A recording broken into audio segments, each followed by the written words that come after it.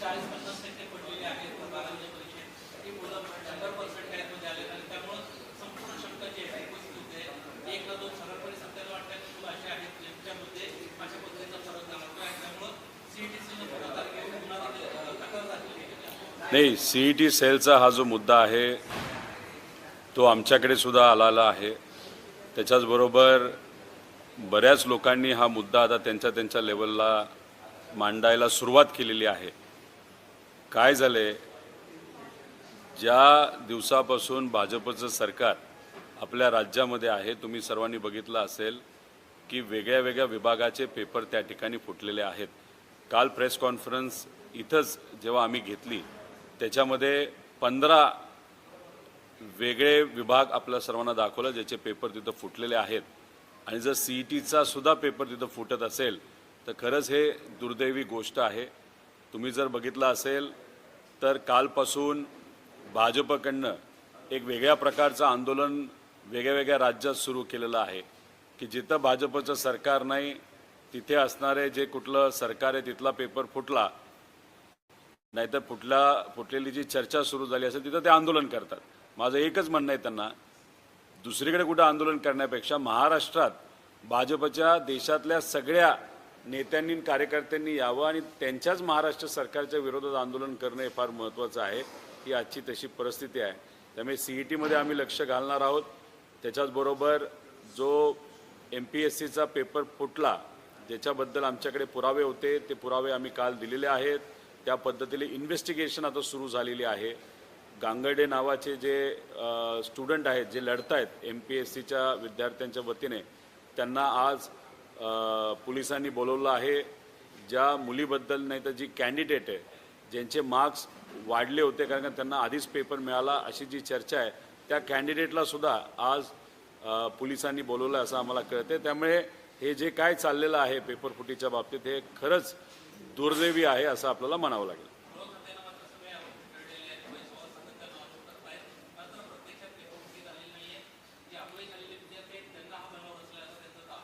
नाही, खात्याकडनं कोणी हे वक्तव्य केलं?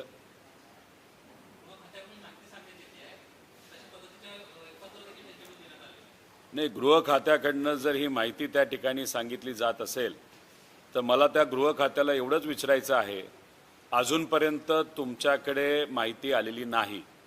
आम्ही सगळे पुरावे हे MPSCला दिलेले आहेत. MPSCला सुद्धा त्याच्यामध्ये चिंता वाटत असल्यामुळे आता त्यांनी पूर्ण इन्व्हेस्टिगेशन हे होम डिपार्टमेंटकडे दिलेलं आहे. काल संध्याकाळी हे सगळे कागद आम्ही दिले. काल संध्याकाळीच MPSCली होम डिपार्टमेंटला सांगितलं आणि होम डिपार्टमेंट एवढं कसं जल्लद झालं की आजच त्यांना कळालं की ह्याच्यामध्ये काहीच झालं नाही. अरे इन्व्हेस्टिगेशन तर आधी करा, खोलात तर तुम्ही जावा. लोकांना आत्ता तुम्ही बोलवायला सुरुवात केलेली आहे आणि त्याच्या आधीच तुम्ही म्हणत असाल की यात काहीच झालं नाही, त्याचा अर्थ की होम डिपार्टमेंट कोणाला तरी वाचवण्याचा प्रयत्न या विषयाच्या बाबतीत करते असं स्पष्टपणे आपल्याला त्या ठिकाणी म्हणता येईल.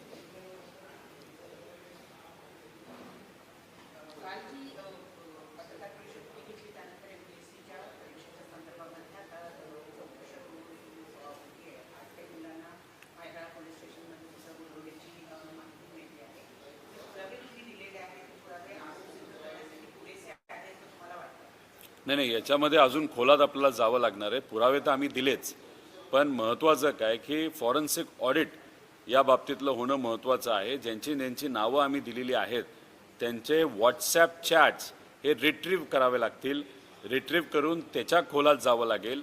आणि तो जो कोण पाटील आहे, तुम्ही बघितलं असेल की सकाळपर्यंत चुरूचुरू बोलणारा पाटील जो त्या क्लासेसचा मालक होता आता अनरिचेबल झालेला आहे.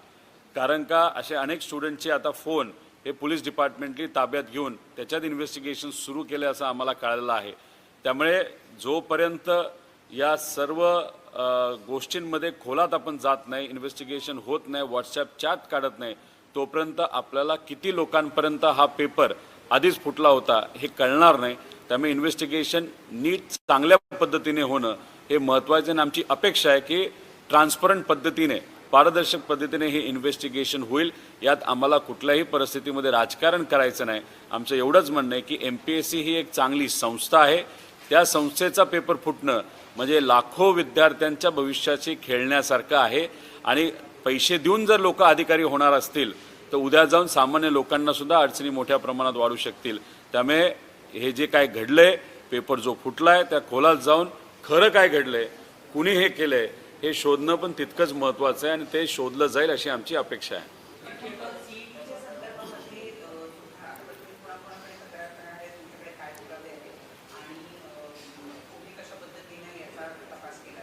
नाही, काही विद्यार्थ्यांनी आम्हाला जे तुम्हाला सांगितलं तसंच सांगितलेलं आहे की काही म्हणजे ज्या विद्यार्थ्यांनी कष्ट करून तिथं पेपर दिलेला आहे आणि ज्यांना जे काही मार्क्स मिळाले ते मिळाले, पण त्यांचं असं मत आहे की काही विद्यार्थ्यांना मार्क्स हे वाढून आलेले आहेत। आता याच्यात आपल्याला थोडंसं खोलात जावं लागेल। आमच्याकडे जी माहिती आलेली आहे ती आत्तापर्यंत मोघम आलेली आहे। आता जोपर्यंत आम्ही खोलात जात नाही, जोपर्यंत कागद आणि पुरावे आमच्यापर्यंत येत नाहीत, तोपर्यंत आम्ही याच्याबद्दल अजून काही बोलणार नाही, कारण शेवटी बोलत असताना कुठलाही मुद्दा मांडत असताना पुरावा असणं तितकंच महत्त्वाचं आहे अशी आमच्या सगळ्यांची भूमिका नेहमीच असते।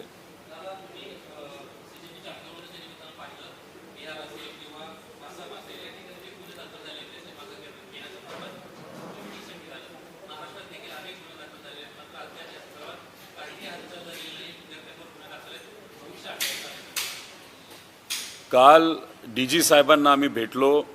जे सर्व विद्यार्थी नेते होते, विविध पक्षाचे असतील, विविध संघटनेचे असतील, त्यांना घेऊन आम्ही सर्वजण तिथं गेलो होतो। कांबळे साहेब होते, फहाद होते, राज होते, असे आम्ही सर्वजण तिथे गेल्यानंतर चर्चा जेव्हा आम्ही केली तेव्हा DG साहेबांना हेच आम्ही सांगितलं की मुंबईमध्येच कुठेतरी 1500पेक्षा जास्त युवांवर तुम्ही गुन्हे दाखल केलेले आहेत। कुणी कॉलेजमध्ये जात आहे, कुणी शाळेत जात आहे, काही मुलांवर तर 15-16 वर्षाच्या मुलांवर तिथं FIR करण्यात आलेले आहे। काहींना भारताच्या बाहेर शिकण्यासाठी जायचं आहे, कुणी प्रोफेशनल आहे, कुणी MNCमध्ये काम करतं आणि मग अशा पद्धतीने गुन्हे जर तुम्ही दाखल करणार असेल तर त्यांना नोकरीला, शिक्षणाला अडचण ही येऊ शकते, पासपोर्टला अडचण येऊ शकते। त्यामुळे कृपा करून लवकरात लवकर हे सर्व गुन्हे मागे घेणं महत्त्वाचं आहे असं आम्ही DG साहेबांना सांगितलं। आता CP साहेबांना आम्ही भेटणार आहोत।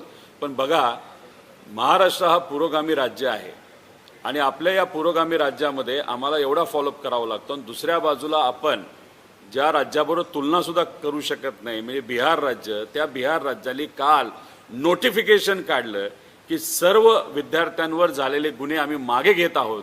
म्हणजे बिहार या बाबतीत जर पुढे जात असेल आणि महाराष्ट्र या बाबतीत मागे पडत असेल तर हे आपल्याला शोभणारं नाही। त्यामुळे होम मिनिस्टर साहेबांना मी विनंती करतो, थोडासा वेळ या विद्यार्थ्यांची काढून तो अध्यादेश तुम्ही काढावा आणि हे सर्व गुन्हे पुढच्या 10 दिवसामध्ये नोटिफिकेशन काढून हे मागे घेण्यात यावे आणि जर पुढच्या 10 दिवसात हे गुन्हे मागे घेतले नाही गेले सरकारकडनं तर मग वेगळं युवांसाठी आणि या विद्यार्थ्यांसाठी आंदोलन आम्हा सगळ्यांना मिळून तिथं उभं करावं लागेल।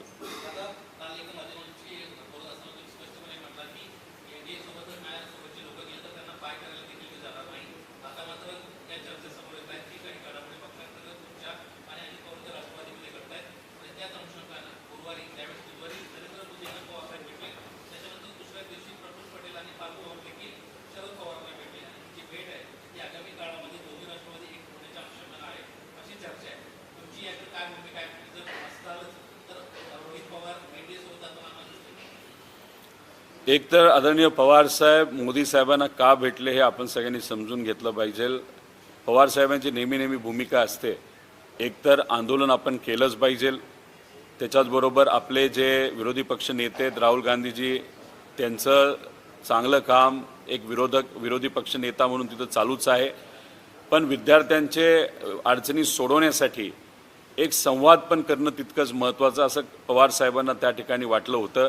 त्यामुळे मोदी साहेबांची वेळ घेऊन पवार साहेबांनी शेतकऱ्याचे मुद्दे मांडलेच, पण जे युवांवर होत होतं, जो अन्याय युवांवर मोठ्या प्रमाणात त्या ठिकाणी होत होता, याच्याबद्दलची सुद्धा चर्चा करण्यासाठी आदरणीय पवार साहेब हे मोदी साहेबांना त्या ठिकाणी भेटण्यासाठी गेले होते आणि ती चर्चा तिथं झाली। हे पवार साहेबांनी सुद्धा आपल्या सर्वांना नंतर मीडियाच्या माध्यमातून सांगितलेलं आहे। आता त्याच्याचबरोबर तुम्ही जर बघितलं असेल तर काल सुप्रियाताई ह्या अमित शाह साहेबांना भेटल्या, पण त्या भेटण्याचं कारण हे सुप्रियाताईंनी स्वतः सांगितलेलं आहे की 10 ऑगस्टला मी सुद्धा त्या कार्यक्रमाला जाणार आहे। एक छोटंसं रिसेप्शन जे लोक दिल्लीवरनं मुंबईला येऊ शकले नव्हते लग्नाला नाही तर रिसेप्शनला, अशा सर्व मान्यवरांचं एक रिसेप्शन दिल्लीमध्ये त्या ठिकाणी ठेवण्यात आलेलं आहे. खासदार आणि सर्व केंद्रीय मंत्र्यांचं आणि सर्व इतर विरोधी पक्ष नेत्यांचं, आणि मग त्या अनुषंगाने त्यांना इन्व्हाइट करण्यासाठी ते गेले होते. त्यामुळे काल एका चॅनलशी बोलत असताना मी स्पेसिफिकली सांगितलं, आदरणीय पवारसाहेब कधीही NDA बरोबर जाणार नाहीत, त्या विचाराबरोबर त्या ठिकाणी जाणार नाहीत, आणि सुप्रियाताईसुद्धा विचाराच्या पक्क्या आहेत आणि आम्हीसुद्धा आहोत. आता आमच्यातले अनेक आमदार म्हणजे बहुतांश आमदार हे लोकांबरोबर राहून लोकांच्या अडचणी सोडवण्यासाठी रस्त्यावर लढायला तयार आहेत. त्यामुळे कुठेही आमची NDA बरोबर त्या ठिकाणी चर्चा आहे नाही तर चालू आहे असं मला तरी त्या ठिकाणी वाटत नाही. आणि राहिला प्रश्न माझी भूमिका क्लिअर आहे. मी सातत्याने प्रामाणिकपणे विचाराबरोबर राहिलेलो आहोत, लोकांबरोबर राहिलेलो आहे. त्याच्याचबरोबर या बलाढ्य शक्तीच्या विरोधात म्हणजे जे आज सत्तेत आहेत NDA आहेत त्यांच्या विरोधात शेतकऱ्यांचा मुद्दा असो, विद्यार्थ्यांचा मुद्दा असो, महिला सुरक्षतेचा मुद्दा असो नाही तर कुठलाही मुद्दा असो, प्रामाणिकपणे मी लढलेलो आहे, पुढे जाऊन लढणार आहे. त्यामुळे माझी भूमिका क्लिअर आहे. मी महाराष्ट्र धर्माबरोबर आहोत, मराठी माणसांबरोबर आहे, महाराष्ट्राच्या विकासाबरोबर आहे, आणि काही झालं तरी विचाराचा मी पक्का असल्यामुळे NDA बरोबर मी कुठेही त्या ठिकाणी जाणार नाही, न माझ्या पक्षातले प्रमुख नेते त्या ठिकाणी जातील असं मला वाटतं. महाराष्ट्रामध्ये सध्या पावसाळा आहे, अनेक ठिकाणी पाऊस पडतोय. पाऊस पडला की खड्ड्यांची परिस्थिती जी आहे ती बिकट होत असते. अनेक पुणे बँगलोर हायवे असेल किंवा प्रमुख हायवे असेल, मोठ्या प्रमाणामध्ये खड्डे पडलेले अपघातांच्या घटना देखील घडतायत. सातत्यानं अशा घडामोडी घडतायत. तुम्ही याकडे लक्ष देणार आहात का? अपघातांची बळी जी आहेत ते वाढायला लागले. जी काय कामं झालेली आहेत ते निकृष्ट क्वालिटीची झाल्यामुळे पहिल्याच पावसामध्ये तुम्ही बघितलं असेल तर बऱ्याच ठिकाणी तिथं खड्डे पडलेले आहेत, आणि खड्डे किती खोल आहेत याचा अंदाज नसल्यामुळे छोट्या गाड्या असतील नाही तर मोटरसायकल असतील याच्या मोठ्या प्रमाणात ॲक्सिडेंट होताना आपण सगळेजण तिथं बघू शकतो. त्यामुळे सरकारकडनं हे जे काय खराब क्वालिटीचं काम तिथं करण्यात आलेलं आहे तर त्याला पूर्णपणे सरकार जबाबदार आहे. ॲक्सिडेंट होत असतील, त्याच्यात कोणाचा मृत्यू होत असेल तर त्यालासुद्धा सरकारच त्या ठिकाणी जबाबदार आहे. त्यामुळे त्याबद्दलचा पाठपुरावा विरोधातला एक आमदार म्हणून, विरोधातला एक पक्षातला कार्यकर्ता म्हणून नक्कीच आम्ही सर्वजण त्या ठिकाणी करू. पण ही परिस्थिती अख्ख्या महाराष्ट्रामध्ये आहे. म्हणजे मुंबईसारख्या मोठ्या शहरामध्ये सुद्धा अतिशय इन्फ्रास्ट्रक्चर जे काही हे म्हणत आहेत इन्फ्रास्ट्रक्चर आम्ही डेव्हलप करतोय, पण इतकं निकृष्ट क्वालिटीचं इन्फ्रास्ट्रक्चर, रस्ते असू, ब्रिजेस असू नाही तर इतरही काही बिल्डिंग असू. आता मुंबई महानगरपालिकेमध्ये असणारे आमचे काही पदाधिकारी आम्हाला भेटले आणि त्यांचं मत आलं काही नवीन हॉस्पिटल महानगरपालिकेने बांधलेले आहेत आणि या आत्ताच्या पावसामध्ये त्यांचे जे काही छत आहे ते सुद्धा बऱ्याच ठिकाणी पडलेलं आहे. ही इन्फ्रास्ट्रक्चरच्या कामाच्या क्वालिटीची आजची परिस्थिती आहे. त्यामुळे हे जे काय चाललं आहे, जो भ्रष्टाचार चालला आहे मोठ्या प्रमाणात, आणि त्यामुळे जे निकृष्ट पद्धतीचं काम चालू आहे त्यामुळे सामान्य लोकांना खूप मोठ्या प्रमाणात त्रास हा सोसावा लागतो.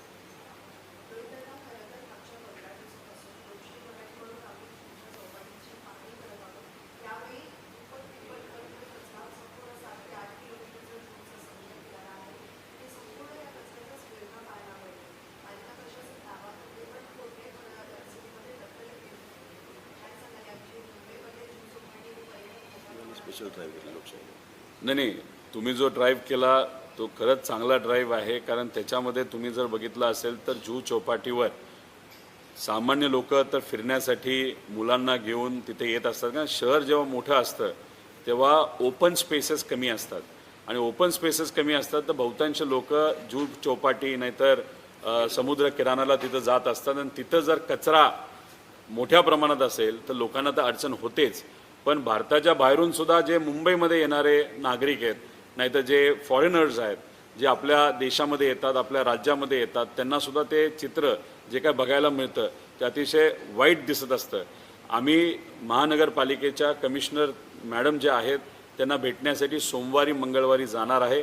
त्याच्यामध्ये स्वच्छतेचे मुद्दे आहेत, रस्त्याचे मुद्दे आहेत, ब्रिजेसचे रस्ते आहेत, हॉस्पिटलचे मुद्दे आहेत. त्याच्याचबरोबर आम्ही नंतर लोकल ट्रेनचा एक महत्त्वाचा मुद्दा आहे, तो वेळेत लोकल ट्रेन येत नाहीत. अशा सर्व विषयांवर आम्ही त्या अधिकाऱ्यांना आमच्या पदाधिकाऱ्यांबरोबर जाऊन तिथं भेटून जनतेच्या वतीने तिथं विनंती करणार आहोत. मला हाच प्रश्न आहे की एवढं मोठं बजेट महानगरपालिकेचं असून कामं पेपरवर होत आहेत, खर्च मात्र त्या ठिकाणी होतोय, पण कामं होताना आपल्याला डोळ्याला दिसत नाहीत. म्हणजे त्याचा अर्थ की पैसे हे मोठ्या प्रमाणात भ्रष्टाचाराच्या माध्यमातून महानगरपालिकेमध्ये काढले जातात. ठीक आहे. ओके.